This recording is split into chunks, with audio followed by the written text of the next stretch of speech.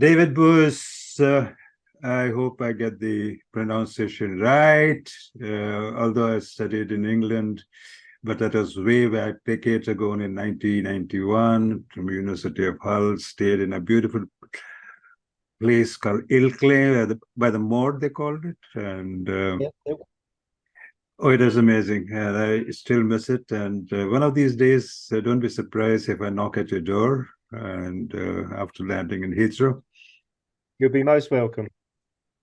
It's a real pleasure to have you on my Dr. M's podcast and standard work. We are all continuous improvement professionals, so standard work is drilled into us. My sensei is Masaki Imai, so he insists that I do standard work, and I would do standard work. And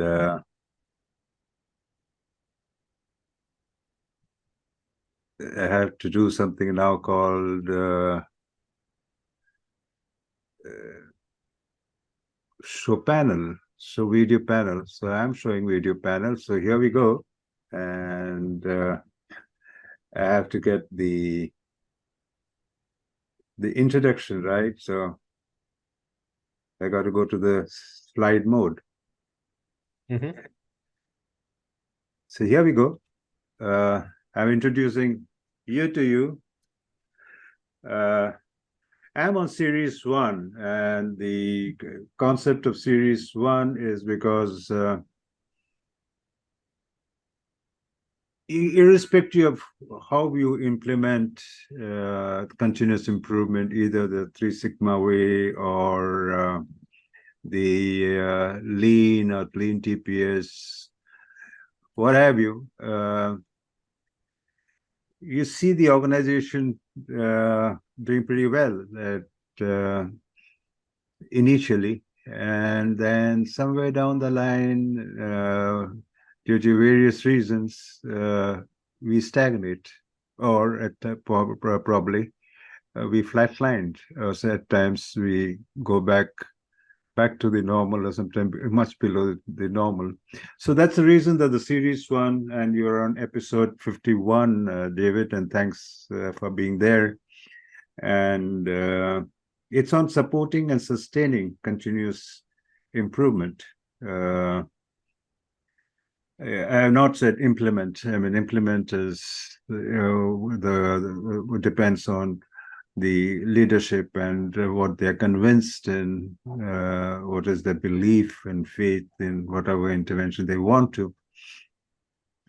So I had this I've been doing right from the time that we all got stuck in COVID in 2022. So it's about nearly 2 years, and I have been fortunate that I get speakers from across the globe, more to understand what each of them, their thought processes, and how do they interpret lean TPS, and what are their views, what are their learnings.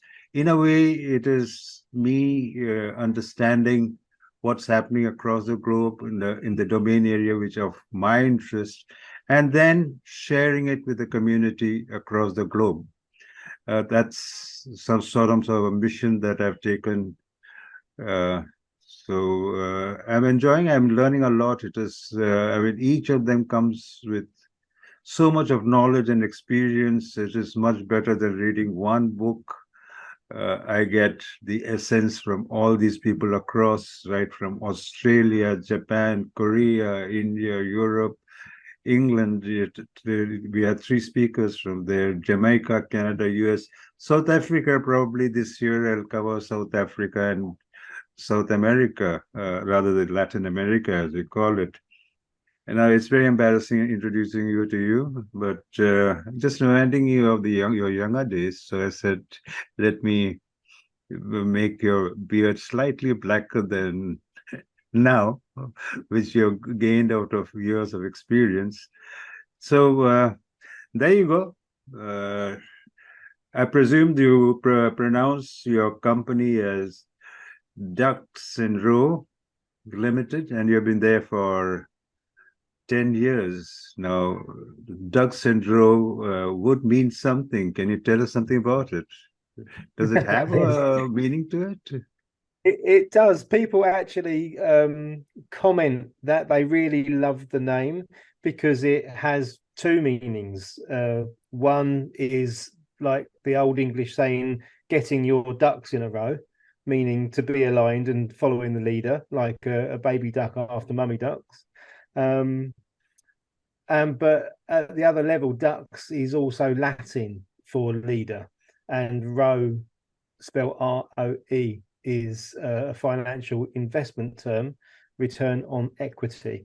So we play with that a little and talk more about return on experience, as experience wires your brain. So it's really leaders in a return on their experience and how their brains work. So yeah, a couple of different ways of looking at the name. That's a great way of doing it. However, you started your work life way back in 1986, and that's quite a long period. And I'm surprised at this part of your life journey.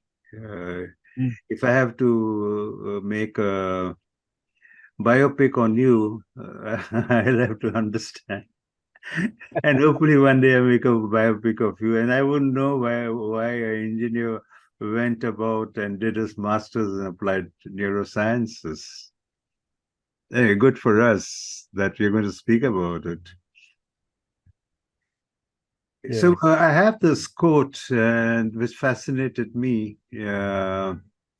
is Randy Snicket, if that is that the way it is pronounced? Shenkat, yeah. Snicket.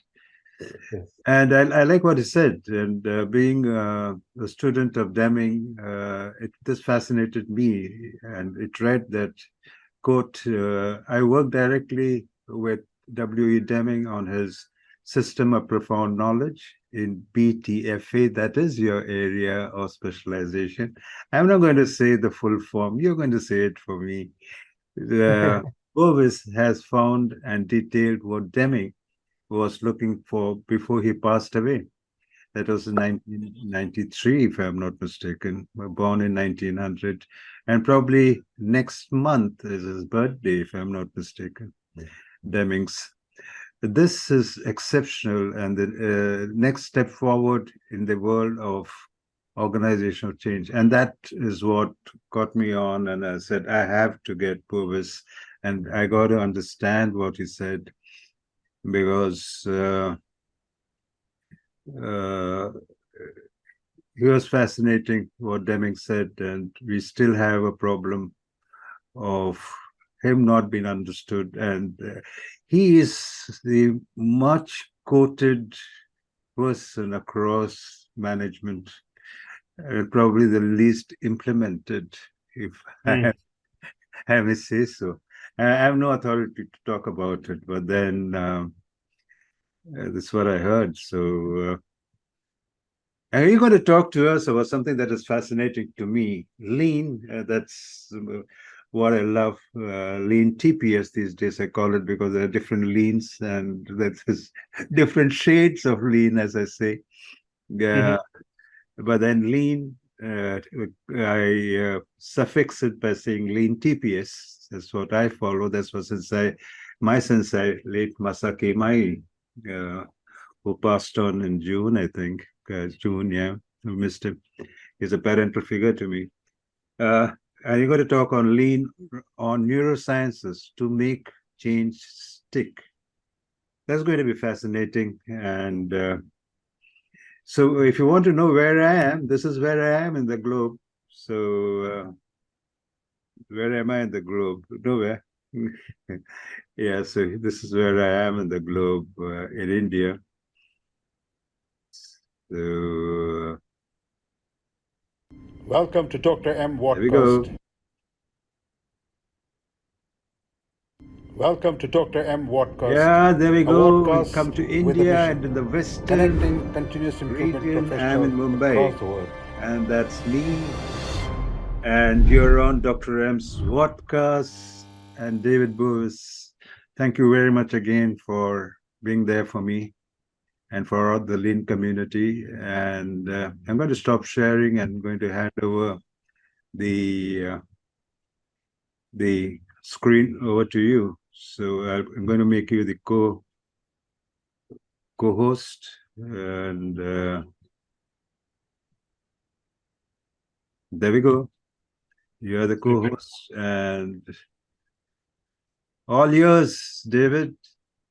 Excellent. Thanks, Dr. M. And yeah, thanks for inviting me here and giving us an opportunity to have a conversation. It's going to be interesting, I hope, and I'm looking forward to your questions. But also looking forward to coming back to the point you made to me earlier, which was about an emotional strategy. So perhaps we can pick up at the end of what I'm going to show you today and bring it back around to that. So in many ways, I think I'm here today to probably talk about language and the immense power of it. I mean, really, if you think about it, what language is my mouth making various sounds and those sounds being converted into airwaves. And in this case, airwaves being translated through the internet via a microphone to come out of the speakers in Mumbai and enter your ears, right? And your ears are vibrating, and that converts energy to electrical impulses, which becomes electrical chemical signals and goes into your brain, and your brain makes sense somehow of those sounds. Okay, so this is what's happening when we use language. It's one brain transmitting its wiring and firing patterns to move through the air and reach another brain. And this is how we share ideas. Some of the language we use can really allow us to make huge assumptions and jump to conclusions. And let's give you an example. The words me, I, and my. Okay. When we say things like that, say I like or I don't like ice cream. Okay. We talk about my house, my job, my family, or my car. And we say it was or it wasn't me. So these three words we use to describe ourselves, our brains accept a very complex construct, a very complex system that's been imprinted into our brain about us over many years. But just like any system, the overall performance of it relies upon the performance of the parts and how they relate to each other. So I mean, how they affect each other as well. I mean, what we eat has an effect on the energy we have, etc., which we'll come on to in a second. But I think at best, what happens in industry is we talk about head, hands, and heart. Okay, but we sometimes forget that the heart and the hands are controlled by the signals from the brain. So we don't really get into the detail enough because our language allows us to move past that detail without any challenge.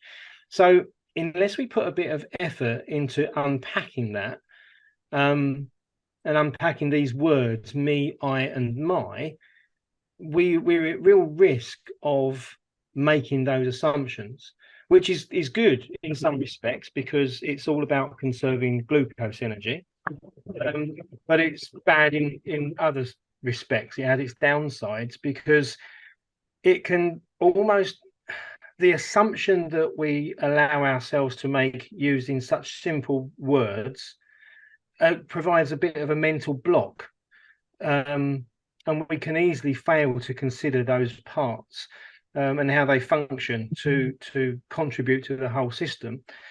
So that mental block might be for you or for anybody else that ends up watching this chat, the capacity to connect, really get, be aware of and feel this link that the brain is at root of everything you do.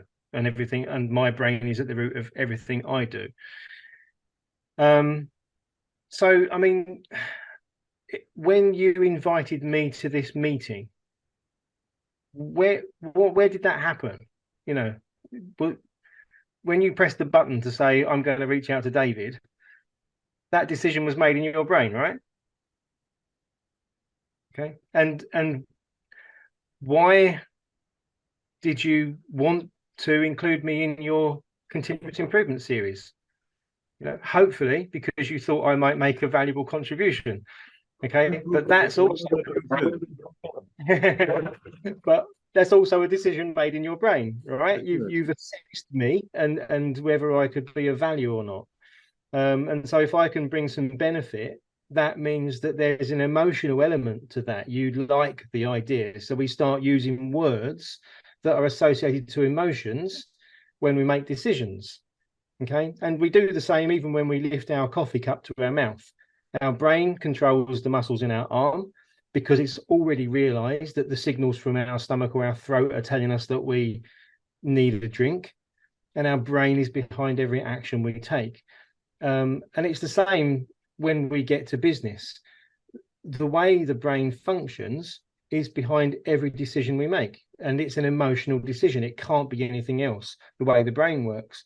So, you know, whether we choose to invest in one bit of capital expenditure, machinery or another, as much as we look at it and think we're making a logical decision, there's a lot more going on in our brains that we're not usually aware of that makes an emotional decision based on what we determine to be good and how, in what time frames we want good to be returned to us. So I think really what we've got to consider then is if we have to put energy into thinking about these things and thinking about the brain function, a really good first step is to think about where the brain gets its energy from. So let me just share screens and I think, sorry, I've got so many options in front of me on Zoom here to choose which screen to share. It's thrown me a little bit because I just expected it to. There we go, I found it. Super. So hopefully that's working. Looks like it is. Can you see that? Could you just speak again, Dr. M? I didn't hear you then. Yeah, I can. Okay, super, great. I didn't know if I'd lost sound or something. So in the interests of understanding the energy required for our brain to power itself and to perform all these amazing tasks, like commanding language and making decisions, let's just watch a couple of minutes of little video because this explains it better than I could put it into words. Oh, that should have played automatically. 2 seconds. Here we go. Meet Sally. Her balanced lunch contains a sandwich, a banana, and a yogurt. All of these foods contain carbohydrates, proteins, and fats. Carbohydrates include fiber, starches, and sugars. All sugars and starches provide 4 calories of energy per gram. The sugars in her lunch include sucrose, fructose, glucose, and lactose. Did you know that sucrose, one of the sugars found naturally in the banana and added to the yogurt, is the same as in table sugar? Let's follow the sucrose molecule's journey to see what happens once it enters Sally's body. The body's digestive system is like a giant food processor. It starts with chewing, which helps break down the food to smaller pieces. The sucrose molecule travels down Sally's esophagus, through her stomach, and into her small intestine.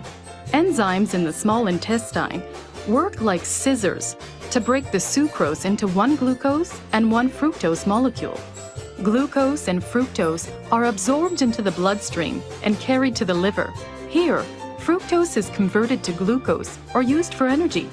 The liver releases the glucose back into the bloodstream for use throughout the body. Did you know that glucose is the primary source of energy for the body? Our bodies need to maintain a balanced and constant supply of glucose because many organs depend on glucose to work properly. The brain, for example, relies primarily on glucose to function. In fact, restricting the brain's glucose supply can impair both memory and ability to focus. When the glucose derived from her lunch is used up, Sally starts to feel hungry. Her liver can make new glucose from its stores of glycogen or other sources to help Sally last until dinner. Sometimes, Sally may eat more than her body needs, and the extra calories could be stored as glycogen or fat until Sally needs more energy. Maintaining a balanced diet, moderating overall calorie intake, and keeping physically active helps keep the body well-fueled and healthy. For more information, visit sugar.ca. There you go. So, why show that? The important thing is that our brain consumes 20% of all of that energy produced by that process. And because it needs so much, it also has ways of protecting the rate of consumption, reducing the rate of consumption. It tries to be efficient, and to be efficient, it makes it jumps to conclusions, makes assumptions. Oh my goodness, this is not. There we go. Sorry. And so, we start to try and make the links between some of this science and observations of the past. And if we look at Mark Warren's new translation of the TPS manual, handbook 1973, we find Taiichi Ohno speaking quite often of having to protect people's precious energy as part of respect and respect for humanity. So it's interesting and important for me to make that connection and make that link, that when we talk about the energy people require, and especially the energy people require to power their brains to do their thinking. And again, we recognize in this that Taiichi Ohno was very self-aware and challenged his own thinking first and foremost, and wondered about what barriers that presented and what assumptions he might make that didn't allow him to see opportunity. And all of that requires this precious energy, this glucose energy, to make the brain function. And everybody says the best way to learn is through experience. So what I want to do now is just show another quick video. And what it is, it's an attention test. Okay, so there is a scene that's going to be played, and there are some changes that are made in that scene whilst you're watching it. And the challenge is to see how many changes you can spy. So perhaps if you can play along with me, Dr. M, you can offer a number at the end to tell me how many changes you see. Let's try. Game on. Let's go.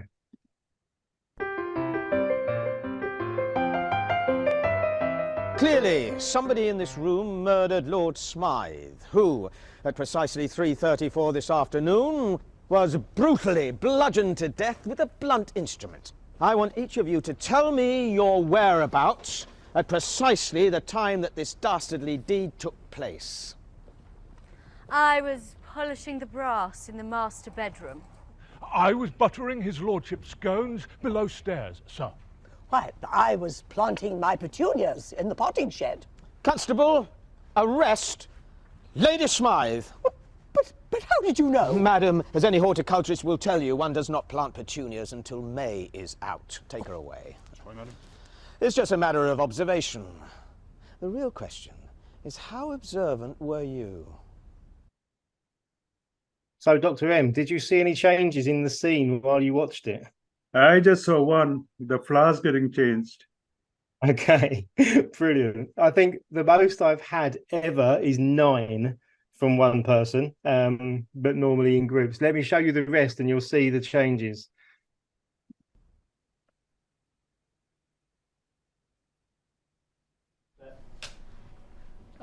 Action. Clearly, somebody in this room murdered Lord Smythe, who, at precisely 3:34 this afternoon, was brutally bludgeoned to death with a blunt instrument. I want each of you to tell me your whereabouts at precisely the time that this dastardly deed took place. I was polishing the brass in the master bedroom. I was buttering his lordship's scones below stairs, sir. Well, I was planting my petunias in the potting shed. Constable, arrest Lady Smythe. There you go. So God. That's amazing. yeah, 21 changes, okay, and we see perhaps 5 if we're lucky. So the point is to try and make these connections between how our brain works and how we can improve the design of our organizations to facilitate and enhance and maximize the performance of our brain, rather than do things that require it, take defensive actions and respond in ways that don't contribute to the outcome requirements of the organization. So in that example, what we're really introduced to is the realities of the visual cortex. So what's happening is that, just like we described at the beginning with the sound, the audio waves being translated through the air and making your eardrums vibrate to convert, and to excite the neurons on the other side of that barrier so that they reach what we call action potential, which means they can send the signal onto the next neuron, and it does that all the way through our brain. The same thing happens with our vision.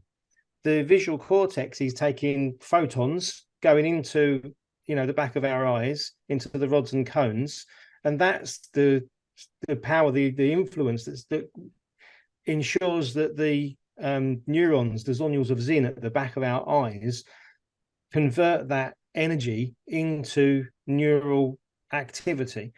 But that's metabolically taxing. Okay, it takes a lot of glucose energy that comes from our food to fire our brain wiring. So the brain does all it can to try and protect that and take shortcuts. So what that means is we make mistakes. And the mistakes we make is not seeing what's right in front of our eyes, just as we saw in that video. There's other ways of looking at it. You can think of it in terms of, why do we do 5S? Is it to have a tidy workplace, or is it out of respect for protecting our people's precious energy? Now, if we look at a workplace and we find people searching for tools, okay, that means they're moving their bodies, which reduces the energy available, and that they're having to process the environment using their visual cortex, which, if you think on a computer, the difference between looking at a photograph and processing video, we know the processing of video takes up so much more memory. And it's the same kind of principle in the brain. Processing the live environment around us takes up huge amounts of energy and consumes that precious glucose energy that the brain needs to operate in its entirety. So what the visual cortex does is it takes in that information, identifies everything it sees in terms of lines and shadows, and through a thing called hierarchical temporal memory, it builds up the picture in the brain. And every step of building that picture back up from the light sources coming into it, it says, is this safe or is this a risk? Have I seen this before or have I not? And it says, yes, it's okay, it's safe, there's no threat here. I can combine this layer of imagery to combine and make another layer of imagery. Now let me check if there's threat at that layer.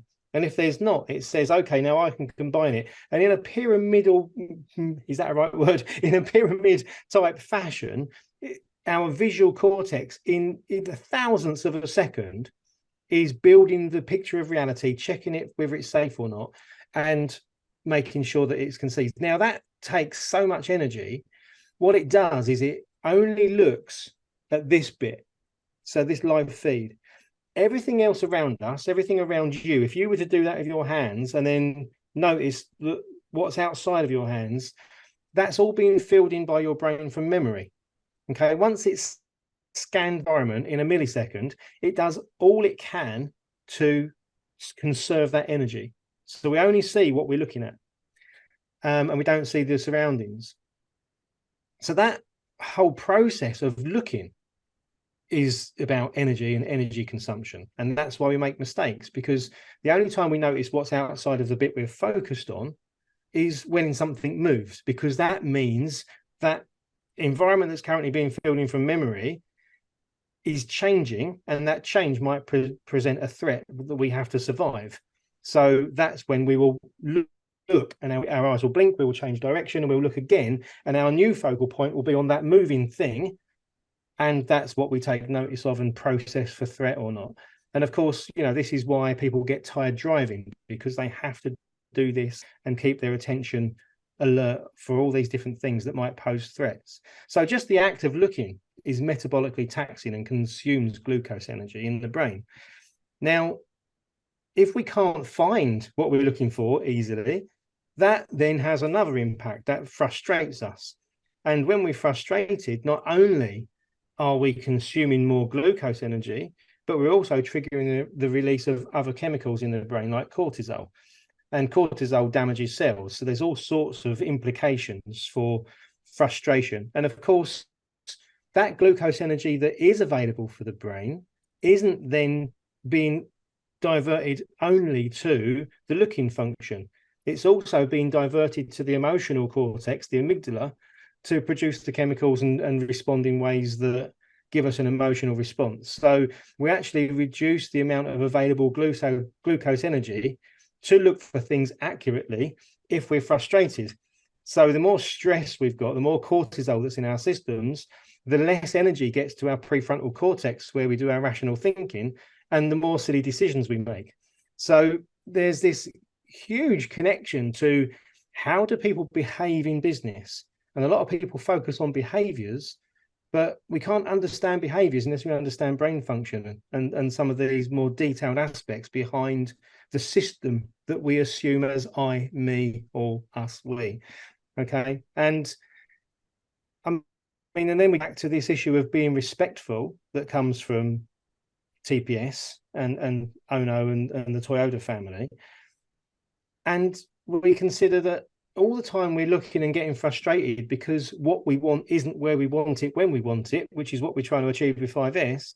That's very disrespectful, because it means the people we employ who we're buying their life from, we're taking their time, and we expect them to spend that time being frustrated looking for things that they need to be able to execute the job we've employed them to do.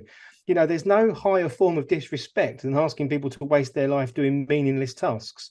So we really can start to take these principles of respect and energy and combine them. And I think now we have the neuroscience in the West and the proof and the facts, it's much easier for the way our Western brains are programmed to think, to make those connections to the philosophy and the principles that drove the actions that saw Toyota have the success that they had. So the question is that, you know, we're not doing that in the West right now. We haven't really done a good job of understanding this philosophy at all. And so the question has to be, what's missing? What's the missing piece of the puzzle? And for me, I love, when I was an engineer back in the day and doing my toolmaking apprenticeship, I was told about 3-point contact. And it was about the way you get a piece of metal that you've got to machine the skin off of, because it's come straight from the extrusion process, and get it square and block it up so it can be used as an, you know, in my case, an injection mold tool plate that actually ended up being square and could be ground up square. So what that 3-point contact said is that, you know, you have to have these, and it translates to the idea of a 3-legged stool, right? A 4-legged chair will rock if it's on unstable ground, but a 3-legged stool will be stable even if it's on an uneven surface. And I draw that parallel, that analogy across the business, that in the last 50 years, we've really been focused on the evolution of process and systems. So Lean, Six Sigma, Agile, very process focused, you know, applying tools and principles like Heijunka and Kanban. And we know so much about improving process and how to get lines to flow and cells to be constructed and line sign delivery and all that stuff that links some of those principles and tools together to improve efficiency. But there's very few places doing a really good job of it. And alongside that, we've really been focused on systems. So MRP became MRP2 under Oliver White, and then Black and Decker took it on board and it expanded. And we got to the millennium bug, and MRP systems were resold as ERP systems. And as we've gone through the 2000s, that's become, you know, machine learning, RPA, and now AI. So we've got this infinite knowledge around coding and systems and construction of using computers to help improve efficiencies. But the language register we don't seem to have developed alongside that is an infinite knowledge about how people function and how they work. So really what we, oh, my mouse isn't working on this thing. I can't click unless I use the cursor, sorry. But what we're really saying then is that, you know, lots of sayings are out there like people are our business. And I'm just not sure how much people actually really believe that and don't just say it, because they don't really focus on people very much, especially not in understanding how they work. They focus on process and systems. But where we go away and do our studies into what constitutes a high performance culture, it's always about the people. It's always about the leadership. We don't say, oh, we found this fantastically high performing culture because they had this system or they approached process development in this way. They say we've got a high performance culture because this exemplar leader did this for the people, or, you know, led the company forward in this way. So we have to try and realize that these legs on our stool are held together by leadership approach and the way they approach the strategic development of these three legs so that they work together. So really that's how they relate. Okay, we come back to this issue of relationship. And really what we're seeing is that if we understand that people and brains have to relate to systems, they have to relate to process changes and improvements, they have to relate to leadership style and approach, and they have to relate to strategy. And also, if you can connect process and systems together, that helps, which we find doesn't happen everywhere. So, you know, you can almost put some rungs in between those legs and really make that stool solid in terms of the way we approach the construction of our organizations. If we just recognize that connection piece, that relatedness comes from the people involved. And, you know, much to contrary belief, leaders are people too, right? Sometimes. So they also have to be able to relate to other people. And when we say people relating to people, we're talking about the signals they send, you know, the words they use, and how the other brain receiving those words is triggered to respond, and how that other brain seeing that strategy or that approach to 5S is triggered to respond. So unfortunately, I think what we're finding at the moment, or what I've seen in my career, at least I can say for sure, is that we don't really have the language we require to talk about changing brains, especially when it comes to sustaining change following project managed performance improvement initiatives that, you know, come in and use standard training methods to try and trigger the change in brains required for people to relate to one another, to fix the issues where they're disconnected from systems and process and leadership and strategy, and bring those things together and really get those connections in place. But the good news is that language is there, it's available. You know, it is neuroscience. If we understand brains and how they function, we can reverse engineer from that point, and we can really make sense of how these things all work together and look at not just ourselves as a system that we assume as I or me, but as how those systems can come together to become the overall system that we call a business or an organization. So let's look at it this way. If we recognize that people and relationships using language are the building blocks of culture, we really have to then understand how the brain deals with language and relationships, right? So I'll just take you through this very quickly. It really, answers your question at the beginning, or suggests that we're talking about BTFA and how it comes to life. So the first thing is that you and I, we've got a brain already, right? Our brain wiring is established by life experience. It's formed in response to the life we've lived, and that's the same for everybody. We have an existing brain. So what happens then is that glucose energy is used to facilitate the electrical firing of that wiring. And again, when it comes to language and the restrictions of language, we very easily and often talk about how we think, or I thought this, or oh, I think, in response to a question. And it's very much the case that this idea of thinking is another thing that we gloss over quite readily without really asking what it is. And in neuroscientific terms, it's nothing more than the electrical firing of the wiring. So it's the neurons reaching action potential. So what happens then after that, and as part of that process, I shouldn't say after because it's one and the same thing, part of that those neurons talking to each other in our brains requires a chemical element.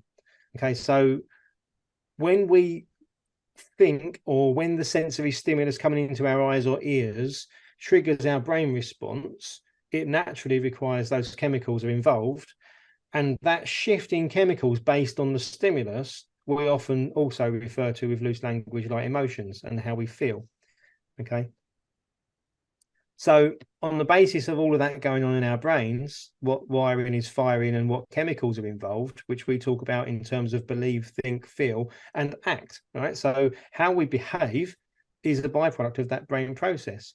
Now, if what's being said and what we can see that person doing their action is chop, chop, hurry up, come on, we've got to get on with this, then that's the sensory stimulus that body has produced as an output of that brain function. Okay, so that sensory stimulus is the input to the second brain involved. Now that brain's got a different wiring pattern that's receiving and interpreting that input. So that therefore triggers different thoughts and emotions in response to the sensory stimulus being processed by that brain. And that produces a reaction. Now, in this case, being told to hurry up provokes a negative reaction, okay, because it triggers chemicals associated to negative emotions. And that's what we call a relationship. And in this example, it's a disengagement example. Okay, this is how we very easily disengage people, and we don't get people to come along and get on board with our change programs because of the sensory stimulus we provide as leaders. And it's very easy to do because we've got a 70% negativity bias, and people are programmed to some extent by default to respond with an away from response, a defensive response, because of all of that processing that's going on in the brain to determine whether something's a threat or not. And it's not just what we can see and what our visual cortex does, it's what our whole brain does all the time based on all sensory stimulus coming into it. So that really is the building block of culture, is relationships. And, our brains are responding in this way to our systems, our ERP systems, our CRM systems, our smartphones, the apps we're asked to use, the amount of emails in our inbox, the angry manager that had a bad run into work in the car, the lack of communication from strategy, everything that happens in a business, our brains are processing in this way. Now, we've talked about the importance of language. I just want to show you another video because this is phenomenal and it really gets the point across.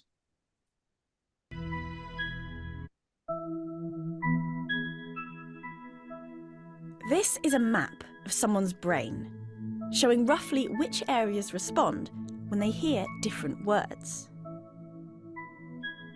For example, there's a small area in the middle frontal gyrus that reliably responds to hearing the word top. But it's not just one word, one location.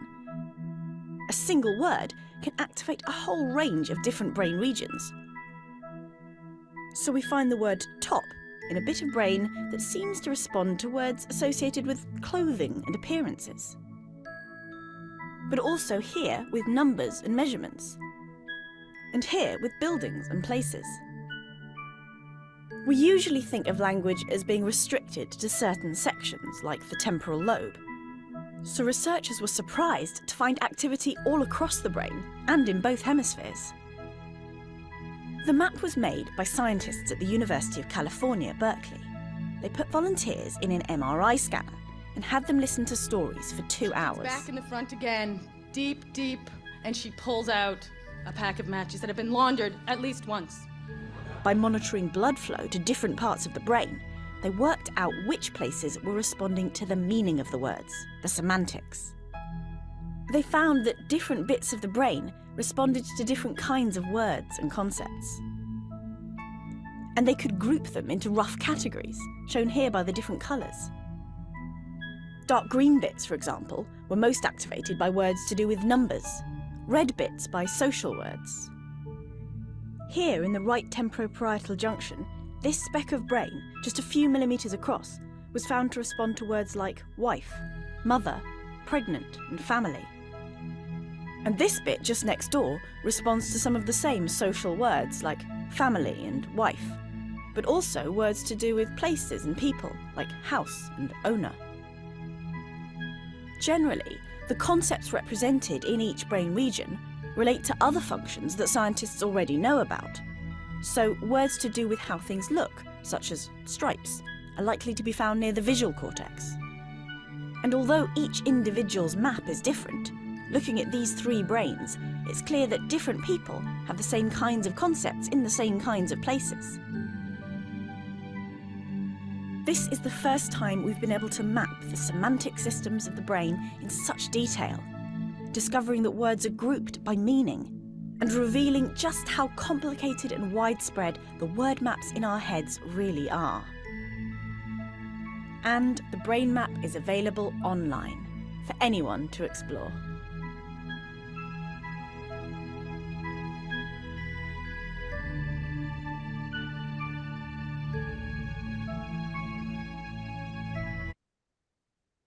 So, phenomenal, huh? It makes sense of why, our emotional response to, and again, I think the important thing in that video, Dr. M, is what the lady said halfway through. It's the semantics, it's the meaning of the words, not just the words themselves. It's whether we need to respond to the meaning of the words in a psychologically towards or away from fashion, i.e., is it safe or is it a threat? And it really comes back down to survival. And it reminds me of the joke, actually. Do you remember it says punctuation can kill or something, and it says, let's eat, Grandpa, or let's eat, Grandpa, and it's just that comma in between the words that allows the inflection to change and the same words take on very different meanings. So it's very important to recognize that this is the way the brain processes sounds we call language, and that language has such a deeply integrated effect on the way the rest of the brain works and how we feel, that if we are missing the capacity to talk about people in detail, and we only talk about process and systems, and we're only talking about logic and rationale and not emotions, we are failing to trigger or to understand how to trigger the response in the people that we need to facilitate change. It just doesn't make any sense.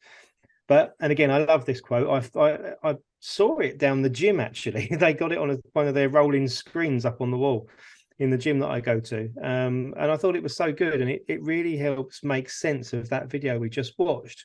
If the one word we're probably going to hear in our lives more than any other word is our name. right? Because we get called by it, to the frustration of mums everywhere, I admit, but especially when kids are under 16, because it's always mum, mum, mum. But it's you know, can you imagine how many connections the brain must have in there for our name to associate us to all the things we've ever experienced in our life? It's just fantastic. So I think we can pretty much agree, I hope, on the back of that, that the way we construct our words, the words we have available to us, and the way we use them leads to our emotional reactions and decisions. And that's very, very important for investors, CEOs, boards of directors, senior leadership teams, managers, supervisors, team leaders, everybody in a leadership position. If you want the people that are reporting to you to make the best informed decisions and to react the right way in different circumstances, we have to recognize that's an emotional brain processing response. And the language that's available to them determines what questions they can ask. And if they can't ask any questions about people because they don't know how people function, then, you know, what are you going to do? We're going to be where we've been for the last 50 years, for the next 50 years.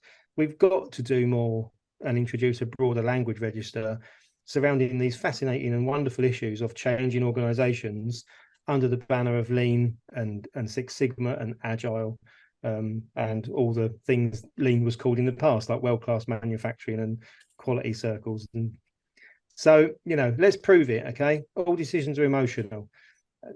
I love pineapple on pizza, and I've got a family who cannot understand how I can enjoy something like that.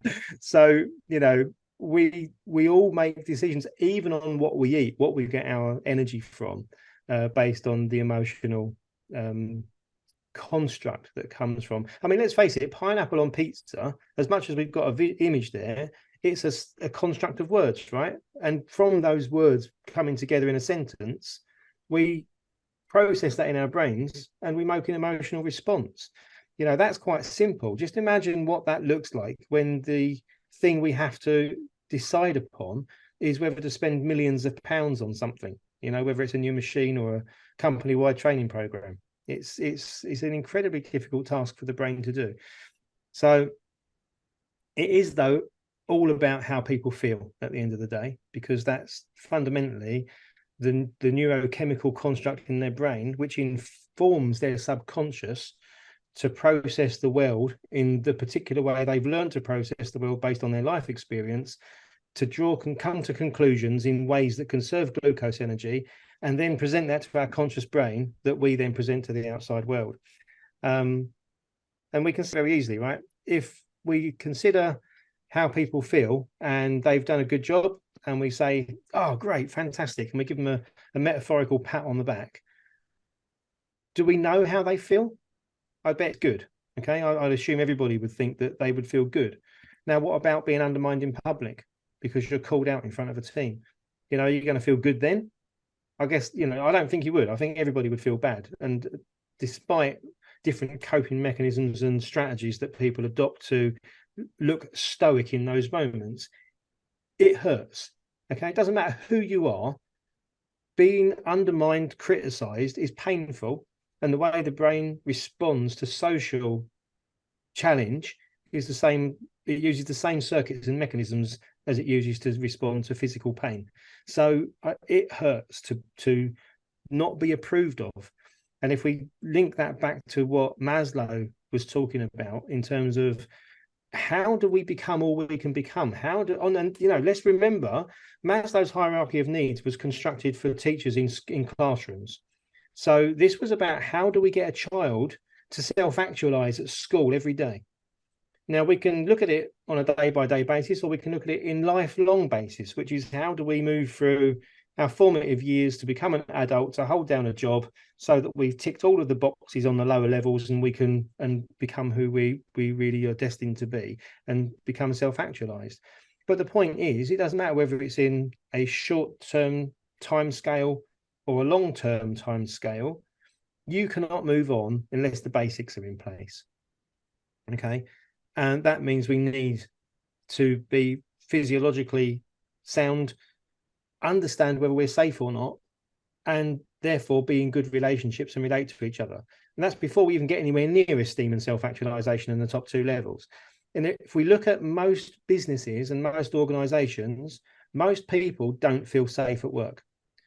They're stressed, they can't pay their bills, they're worried about getting the car fixed, they worry about their children at school, they worry about their fractious manager or boss, they worry about the security of their job because they don't know if the company's making the right decisions. Everyone is stuck at this safety needs level. In terms of, I say everyone, that's a broad statement, but you know what I mean. Generally speaking, most people are not experience a very high quality of life based on the way their brains process the world to survive. And as leaders, if we don't improve their lot in life, then we can't expect them to move to that next level of feeling part of something, being in healthy relationships, belonging to, being part of the tribe, being that herd animal that we are.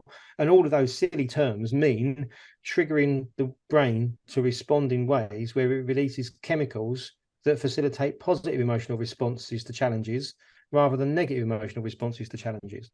So we're stuck. We need to do better. We're way too low down of that hierarchy of needs based on the way we design and run our businesses today. So we can't make progress if we haven't got the basics in place. And the way we understand what those basic needs are for the human brain, for me, is to understand the mechanics of the human brain. Okay, the same way as we would have to understand the mechanics of a machine, a car, to be able to fix it or to be able to improve its performance. If we want to improve performance in businesses and people are our business, we have to improve the performance of people. And this goes all the way back to Taiichi Ohno and the Japanese philosophy and thinking, like Hito Zakuri being part of Hoshin Kanri.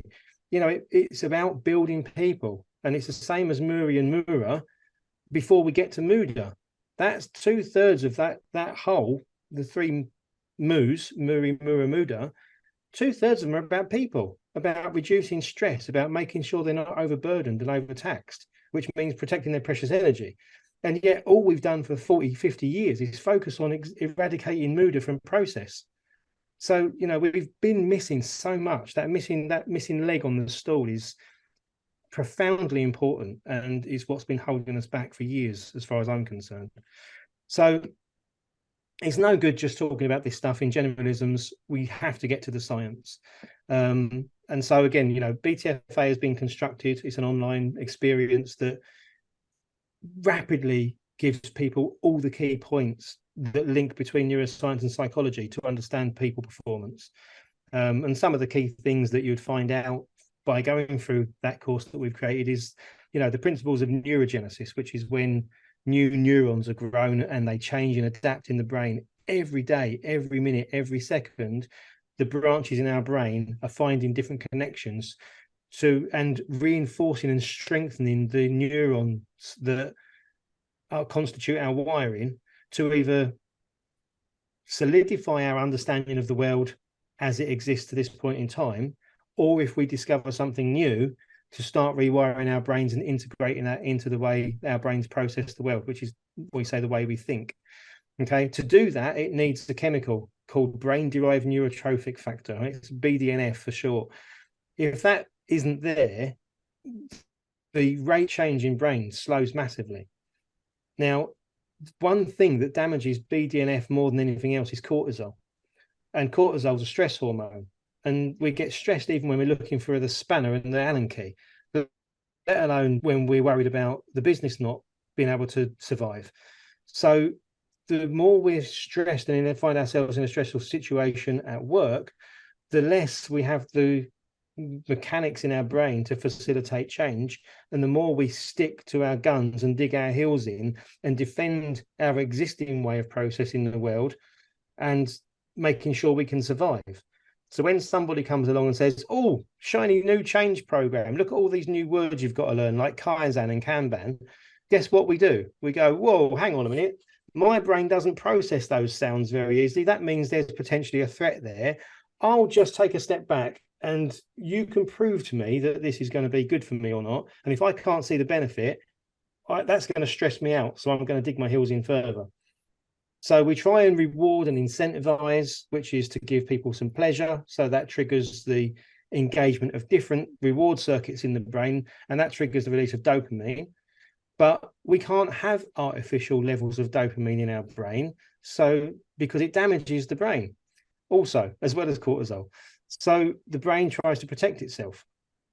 And when we talk about neurons and one neuron firing and connecting to another neuron, what we're talking about is the presynaptic neuron and the postsynaptic neuron.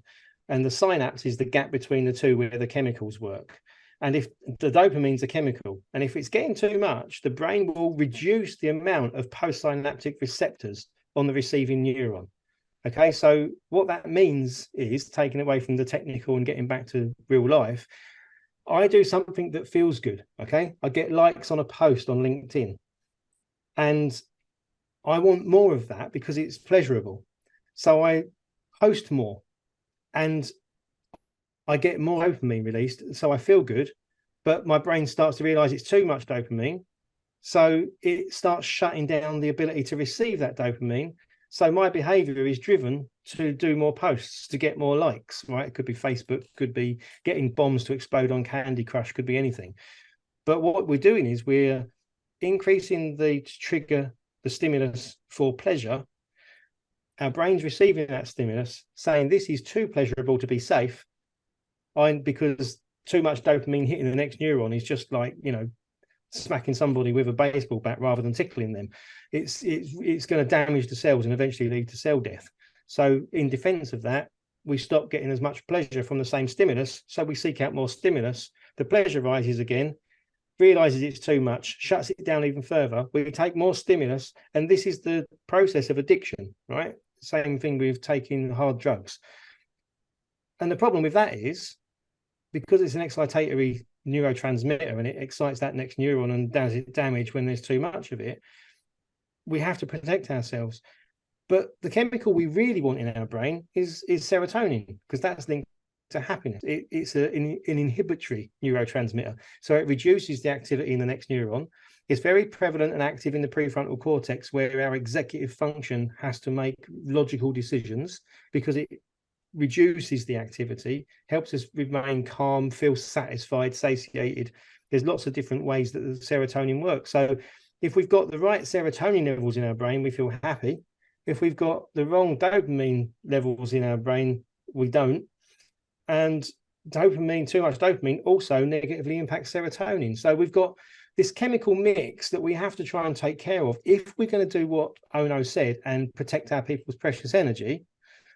We've got to do that by understanding brain function. And the more we know, and this is, that's just a snapshot, a tiny bit. There's lots that link into business functions, like setting goals effectively, about deploying strategy effectively. How do you have to treat human beings whilst you're deploying a strategy to get the right responses you need for those human beings to execute that strategy? It all becomes very clear when you understand brain function. So for me, that's a very small snippet based on where we've taken the presentation to show that there's got to be science behind this stuff. And if there is, and the point is, if we can teach leaders this neuroscience, which we can, and we've proven that we can, they start to get the same realizations. Their neurons have changed in their brain as a response to this experience. And what we're trying to do with BTFA is, the old analogy of teaching people to fish. We don't want to create a toolbox that can be used to do neuroscience to other people. That's not what it's there for. It's for all of us to be able to benefit by understanding it for ourselves and being able to understand ourselves as a byproduct of understanding our brains. And trust me, I've applied this to myself over the last 20, 30 years, and my life has improved exponentially, just because when I have an emotional response now, I can understand why, which means I cope with it so much easier than a lot of people do. So, and I think we can give that gift to everybody. And based on the feedback we're getting, a lot of people are benefiting a lot from BTFA, and it's not only improving their capacity to lead and get better results at work, but it's improving their home lives. And I won't go through it now, but I've got lists of testimonies to that effect. So really, what we're talking about here is this common language and the common language of brains, and the fact that that common language provides a thread that can pull everyone together over the same issue. And if we link this back to TPS and Toyota's success over the last 80 or 90 years, it's that common thread there that sits behind Hito Zakuri is respect for humanity. And if we can't find a way to respect humanity through philosophy or beliefs or religion, then let's find a way to respect humanity through neuroscience, okay? And give our companies, our organizations and our teams that one common thread that they can all pull on together, you know, and do. It's about putting people first. And if we can do that and realize that the better we do for people, the more profit our organizations make, versus the more we do to pursue profit, the more damage we do to people very often, then we can get this paradigm shift in thinking that we need in people's brains to change the way we lead and design our organizations. So, and with that, you know, once we've got that common language, we really can talk that common language to anybody in any culture, you know. And if you've listened to any of the TED Talks about language and the profound impact it has on people, you'll know that, you know, just simple phrases can have totally different meanings, and the way language is constructed for different people, you know, just changes fundamentally the way they approach the world. I mean, even to the fact that in the UK using English, you know, or anywhere in the world using English, we can say, I broke my arm. In other countries, in other languages, that makes no sense, because you'd have to be mad to go out and try and break your arm, you know. In Spanish, for example, you would say my arm was broken because it was accidental. So the way we phrase things and the capacity for blame in our language all has this influence over brain processing, and it changes the way everybody else responds. So in that case, you know, if you broke a vase, then you would think that, you know, in using English, you would remember who broke the vase, because you would say Dr. M broke the vase or David broke the vase. You would identify it with the person. But in other language, you'd say a vase was broken. And so the memories would be different. The way the brain processed the event would lead to different memories. So you would make the person bad for breaking the vase in English. You wouldn't make the person bad for breaking the vase in Spanish. So, you know, the power of language is just phenomenal. And for me, we have to introduce the language of brains. So that's it, really. That's all from me for today. It's you know, the message, my takeaway is, and of course, obviously this is very self-serving because that's what we're doing now. We don't teach lean per se anymore. We teach leaders how to effectively execute strategy by understanding brains. And to do that, the first step is to, you know, embrace and absorb language around brains, so you've got that knowledge. And, you know, you can't just go and read a book or go on one training course.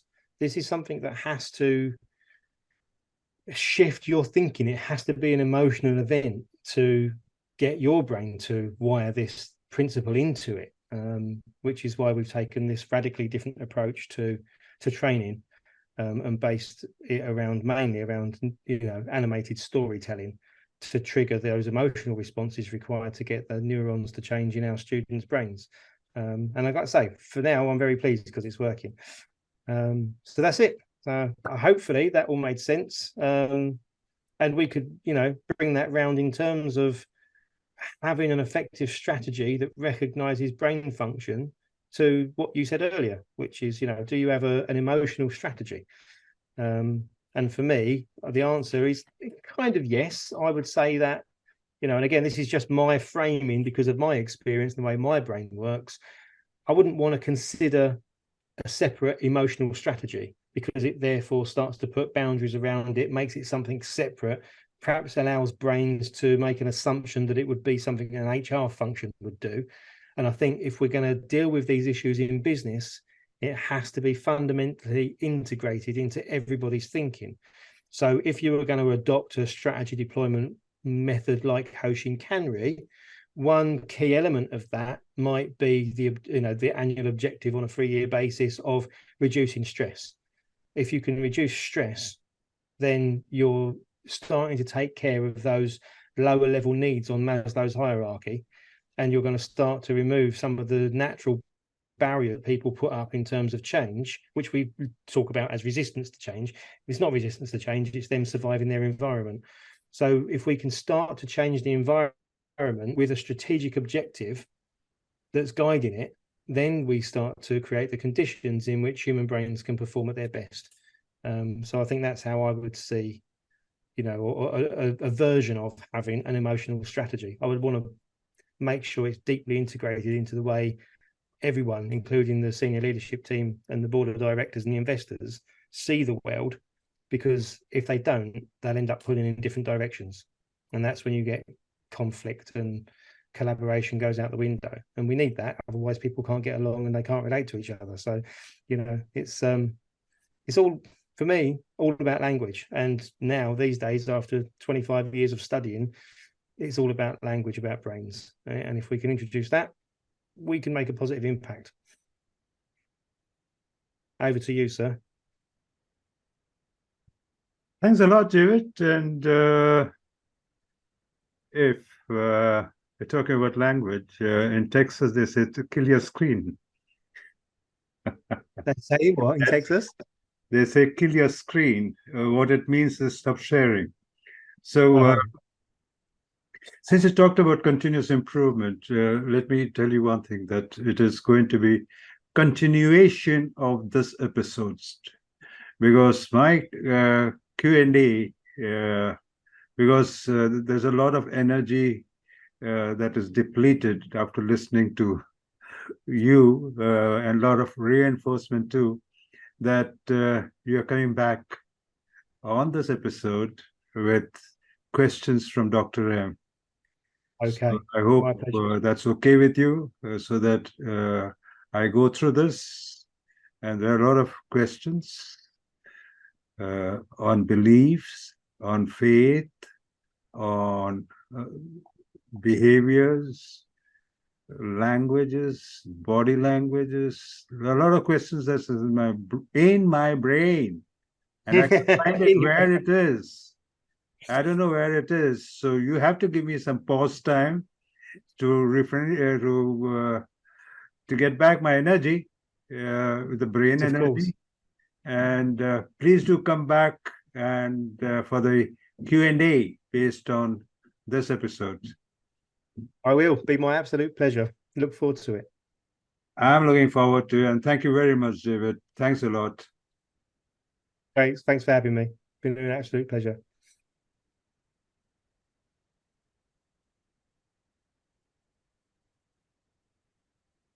Oh, your sound's gone and you're still recording.